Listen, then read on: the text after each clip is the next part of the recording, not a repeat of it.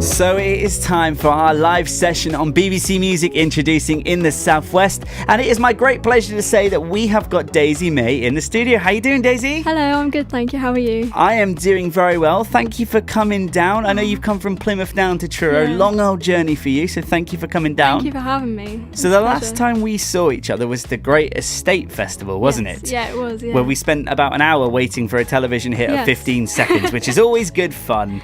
But you did a main stage set at the Great Estate Festival. Did, yeah. We're going to get onto that in just a moment's time. Okay. But first of all, I want you to tell me, how would you describe your music to someone that hasn't heard it before? Let's pretend I didn't play Billboard City. How would you describe it?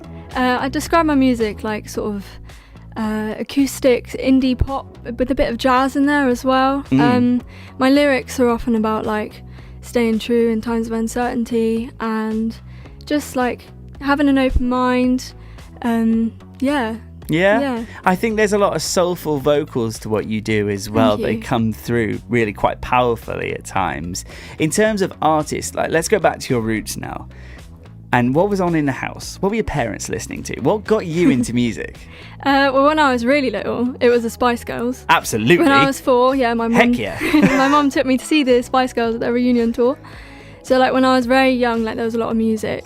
But sort of a few years later, it was Adele and like Corinne Bailey Rae, which is where I think the maybe like jazzy influences come from. Yeah, because she really brought that sort of like jazz flavour to the mainstream in the sort of noughties going into you call them the teenies? I don't know what you call them. But that sort of jazz flavour in pop music brought it across.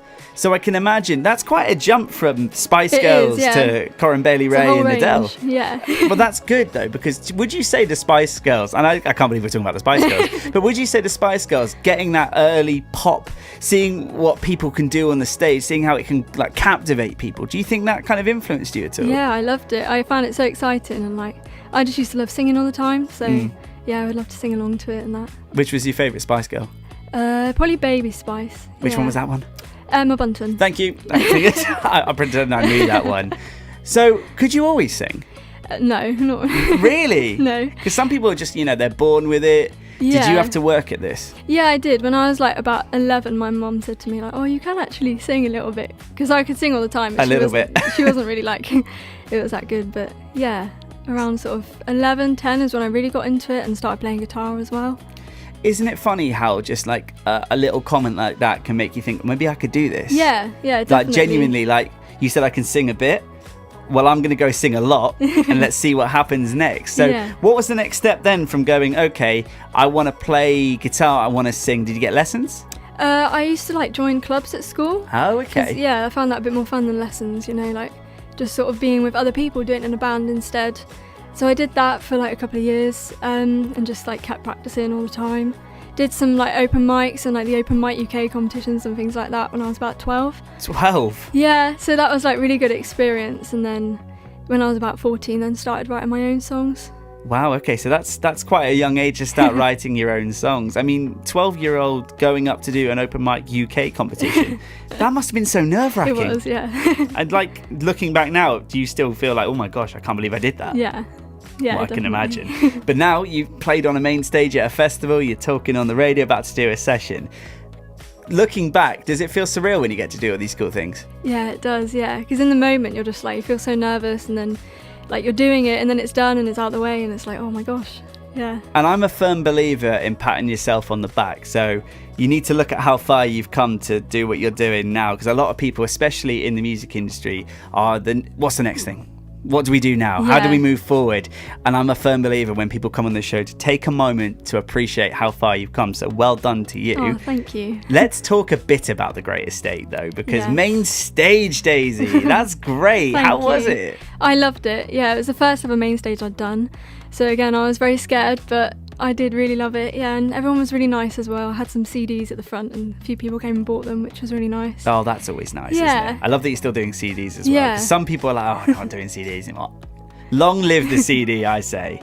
Long live the CD. Yeah, And people indeed. coming up and going, can I buy one? That's a lovely feeling. It was really nice, yeah. I met some really lovely people there, and I just love the festival as well. Yeah, it's got a different vibe to it. Yeah. The way I described it a couple of weeks ago when I did parts of my show from there was, I said it was weird, it was wonderful, but it was truly unique in the Great Estate kind of way. Yeah.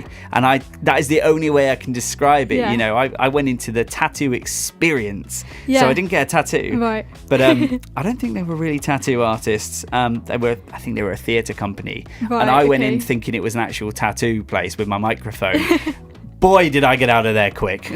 So you don't get to experience this anywhere else. There's a secret gin garden. It's quite a random one, isn't it? Yeah, Madame Wong's House of Wrong. There's all kinds of stuff going on Yeah. there. So when you got the invite to come down and play there, how did you feel? Oh, I was like, so like thankful. Have you been before that? I did a year before as a duo. Like we were called Tandem at the time, but now we've changed it to Stafford and Wedge. But are you still playing? Not really as much because it was with John Stafford from Haunt the Woods. Yes. So he's like focusing on things with his band at the moment because they've got like an album. So.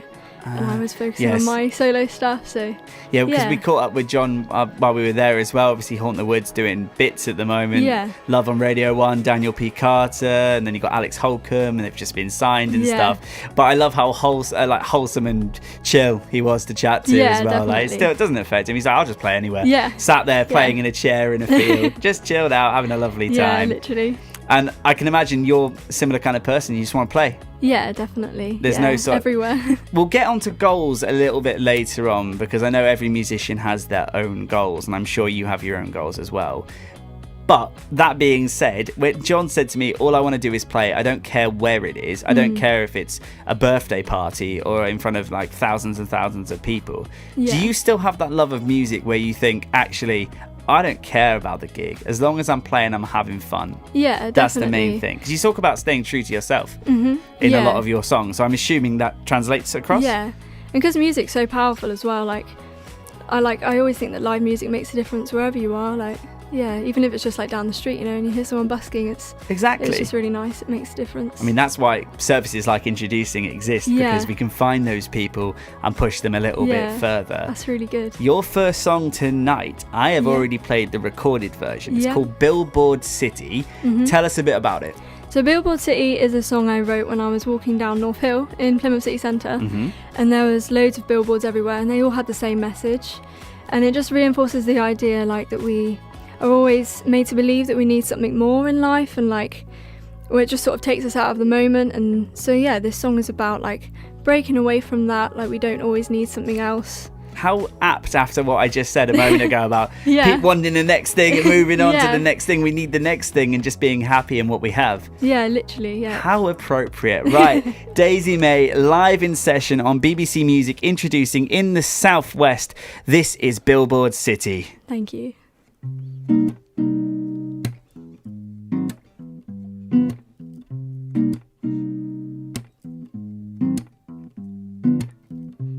Da da da da da da da da da da. Feeling trapped in this billboard city. We ain't trapped, it's what you want me to believe. Although I can't change the way things have always been, I won't stay here and let it become a part of me. Feeling down about the life that you lead. No time for you to see all that you wanna see. This race we're in is keeping you busy. Slow the pace that you're running you off your feet. You aren't free if you can't free your mind. You think you're free, but your soul is confined. And you try to see,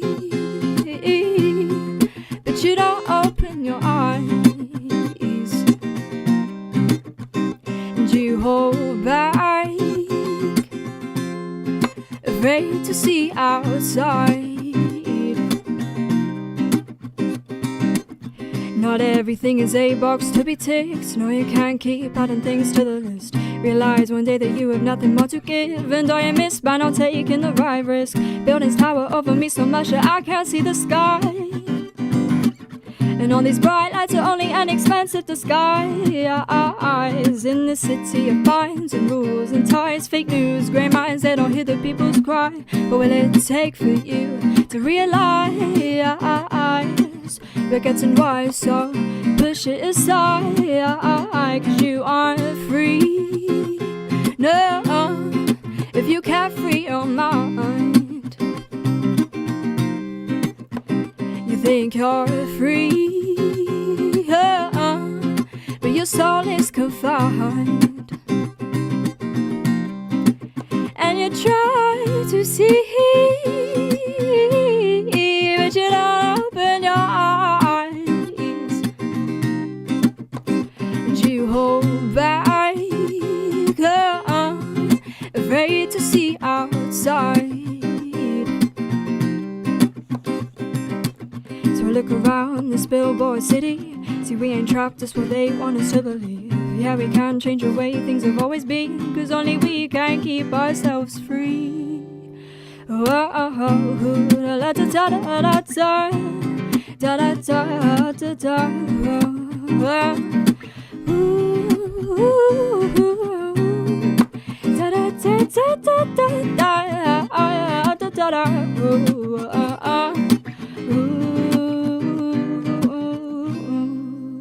Fantastic. Daisy May, Billboard City, live in session on BBC Music, introducing In the Southwest. We'll hear more from Daisy in just a moment's time. Back to our session now. We got Daisy May in the studio. How are we doing? Yeah, good, thank you. All good. Haven't scared you off just yet? No. Good, good. So we were talking a bit about festivals. We were talking about gigs and stuff like that. And I'm sure you got some gigs coming up in a little bit. But I actually wanted to talk a bit about the songs that you write. You mentioned earlier, to you, it's more about sort of staying true to who you are. Yeah. Why? Why do you write that? I just feel like it's what I can connect with most, I think. Like, I listen to an artist called Green Tea Peng quite a lot. Okay. And I think she's really inspiring the way she, like, sort of sings, like, in the form of social commentary. Oh, okay, I see what you mean. And I sort of, can relate to that. And I feel like in my music I've sort of done similar things to that. And it's just, it's what I find inspiring, you know, what goes on in the world, what's around. Sort of having an open mind, open eye, seeing things for as they are. Yeah, I find that quite inspiring. I always find that fascinating when people say something along those lines, because it's about trying to remove yourself from the situation to see what it actually is, which I think we're all guilty sometimes of not doing, but having that sort of consciousness with you permanently must do you quite well. You must be very happy. No, not always. Not always. Oh, bless you. So let's talk about some of those highlights. You mentioned that, you know, that something that you find you're particularly proud of is the lyrical content of your songs. For you, being a musician since you were the age of 12 or something? Yeah. What's been a highlight for you? What are some of the highlights for you? Definitely Great State. Yeah? Like, and this as well. Oh, this bless tonight, you. Bless you. But I loved Great State. Like, that was a real change. And like just gigging at like B-Bar, I had like my first like gig, like proper gig, like by myself. At B-Bar back in March, and like I really enjoyed that. That was your first gig by yourself? It was like the first gig where I had like a poster, you know, and like my name was advertised, and it was like I was like, my words, what? But I guess you've got to come from somewhere. I know you were saying you were doing those open mic competitions, and then you do the local things to then stand on a main stage in front of loads of people. That's sort of part of the journey, isn't it? And we were talking off air a moment ago during the last track about those venues that you've got to play as like a rite of passage, and for you guys in Plymouth, there's B-Bar. Yes, definitely. How many acts do you know that have gone through there? Pretty much every definitely every musician I know in Plymouth, I think. Really? Been to the B-Bar. There's a night called Cafe Acoustica. Okay. So it's every other Wednesday, and it's run by a guy called Jesse Mullins, and he gives everyone a half an hour set, and he's like, you play your original music, mix in some covers, like build up your confidence, but here's a chance for you to play your own songs in front of an audience. And oh, I love that. So and then people get their own gigs from there, but it starts off like that, and it's just really nice. What's his name? He's called Jesse Mullins. Shout out Jesse Mullins. I love what you do. That sounds fantastic. Really and I can nice. imagine it's gone on to help a lot of people in their career, like have gone quite far from there. Yeah, definitely. Any examples off the top of your head that have played there and gone on to do great things? Well, Haunt the Woods. Haunt the Woods, another one, of course. And Alex Hart as well. Oh, of course, Alex. Oh, lovely Alex. So, yeah, I see what you mean. It's a proper like breeding ground for new emerging artists in Plymouth. But then you go on and you move forward and you move forward. And we did mention goals a little bit earlier. Yeah. What are your goals? My goals are just to keep doing music, like keep making music, recording. I want to do an album. Oh, exciting. So, like sort of soon, and like work on some old recordings that I've done before and like re-record them and then maybe make an album out of them, if that makes sense. Yeah, I like that. And just definitely more festivals because I love playing festivals. You got the bug for it now. I have. It's funny you mentioned about old songs. I had a conversation with my friend and I used this term earlier. Back when I used to do things and you know, play music, I was talking about old songs, how I used to listen back to them now and be like, oh gosh, what was I doing? But if I did this, it might sound okay. Do you get like that sometimes? You think, if I change this slightly, this might work, and maybe I've got something here. And is that what you want to do with this album? Is sort of take some of those old songs, those old ideas, and breathe life into them? Yeah, like I'd only got like a sort of voice memo from my phone on them, and like thought, oh, that would do, and just put it on Spotify. But now I've got like an actual microphone. So. One of my favourite things to do is to get people, musicians, to grab their phone, go through their voice memos, and just see how many they've got. I did it with Jack Britton at the Spaceport the other week, and he had something like 103. Oh my gosh. Just scrolling through voice note ideas, different things like that. And I think that's basically the modern way of writing now is you have an idea, you can't write it down, you just record it. You can hum it or you can sing it or something like that. Definitely, I've got a whiteboard at home, by the way, for radio ideas. Oh, perfect. I got my own thing. It's just a little white. My girlfriend hates me because I'll get an idea at 11 o'clock at night and I'm like, I've got to write it on the board. She's like, why do you do this to me? But in terms of in goals, you mentioned that you wanted to keep writing music to do the album. When you were growing up, did you think there's a particular gig, festival, stage? This is where I get people to say what they want to do. And then potentially in the future, they can listen back to this interview and be like, I did what I said I wanted to do. It can be as lofty as whatever you want. It could be headlining Glastonbury. Was there something in your head that you thought, that's something I want to do, that's something I want to play? Definitely Boardmasters. Boardmasters. I love Boardmasters. That was like the first festival I went to when I was like 10 and I saw Ben Howard there. Oh wow. And he was like amazing, and again that was like another thing that really inspired me because I really liked him as well.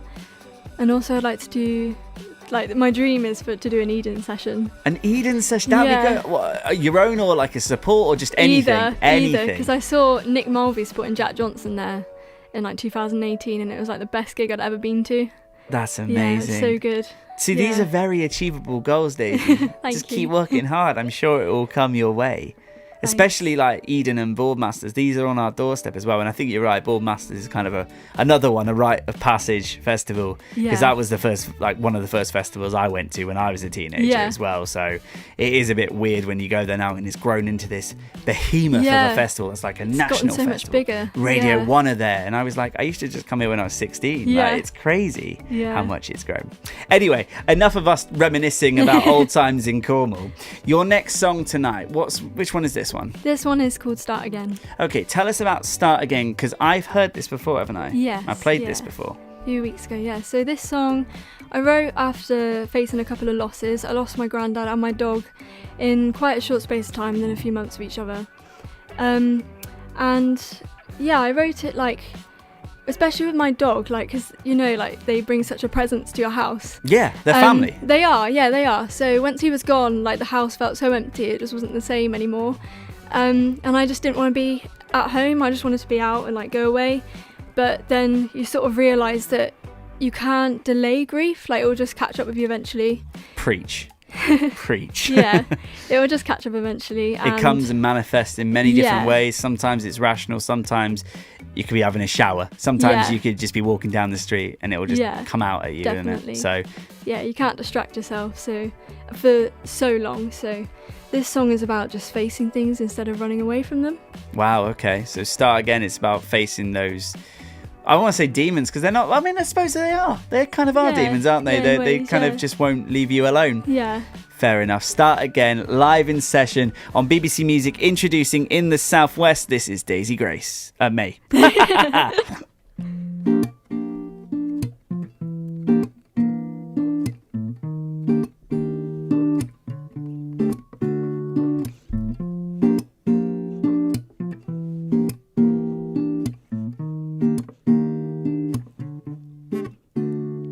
This place is home to me, but it don't feel the same.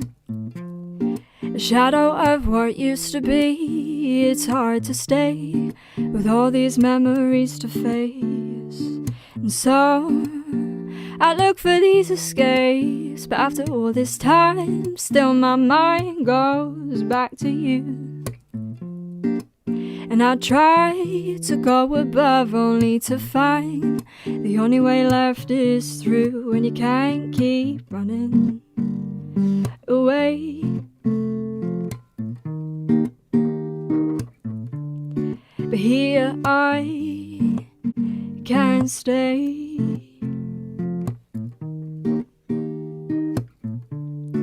What is it for I wait? Can't keep running from yourself. Everything catches up in the end. Can't turn away from problems, 'cause nothing ever heals if you pretend. And you can't keep trying to forget and then get caught up in regrets. Go back to where you came and then start again. I want to start again.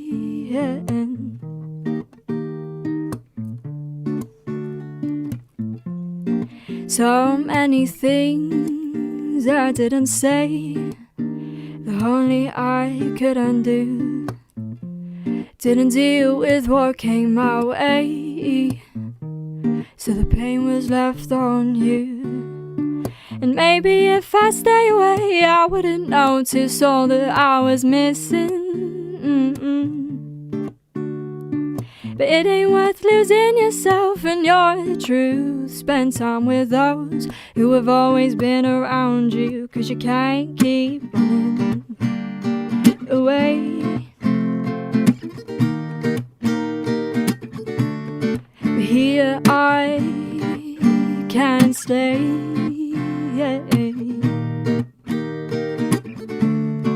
What is it for I wait? Can't keep running from yourself. Everything catches up in the end.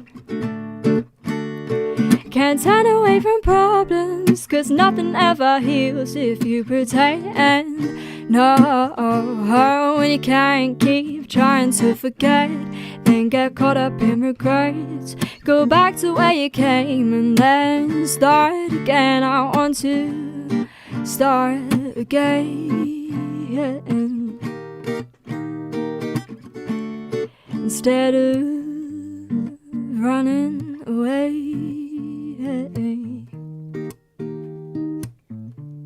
But here I can't stay.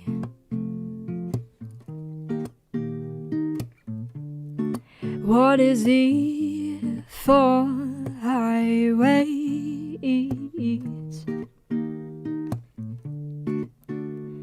Things can't be left behind unless they are put right. It is time to start again. Fantastic. Daisy May in session, BBC Music introducing In the Southwest. That is Start Again. More from Daisy in just a moment's time. Okay, it is time to head back to our session now with Daisy May. She joins me live in the studio. How are we doing? Good, thank you. Survived? Yeah. Nearly got through it. So we got one more song for you tonight.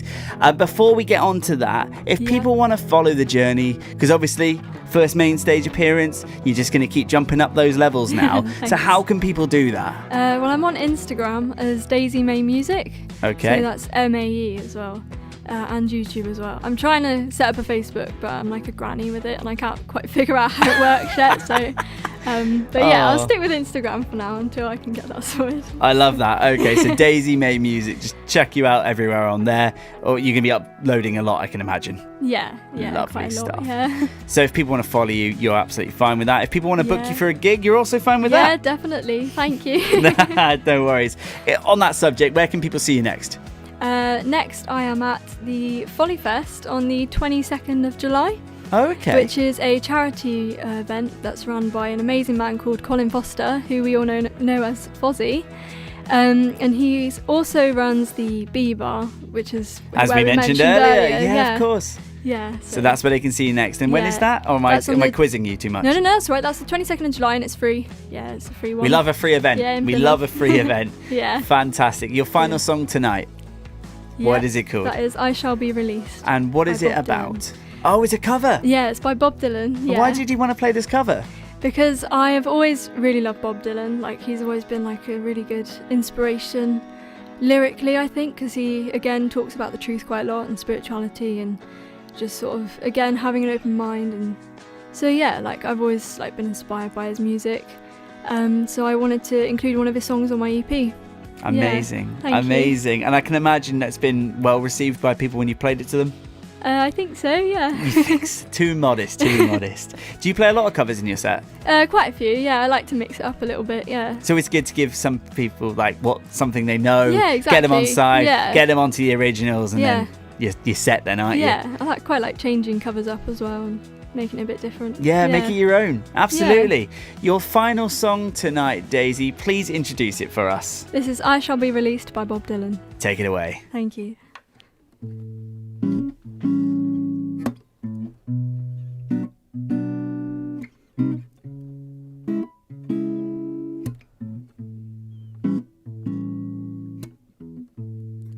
They say everything can be replaced, yet every distance is not near. So I remember every face of every man who's put me here. I see my lights come shining from the west down to the east. Any day now, anyway, now, any day now, I shall be released.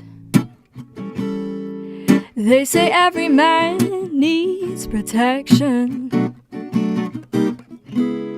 yet every man must rise and fall. Yeah, I swear I see my reflection someplace so high above this world. So I see my lights come shining from the west on to the east. Any day now, anyway, now, any day now, I shall be released. Any day now, anyway, now, any day now, I shall be released. Beautiful. Thank you. Thank you so much. Live Thank in you. session, BBC Music introducing in the Southwest, Daisy May. A pleasure. Thank you so much for having me. Any time you like.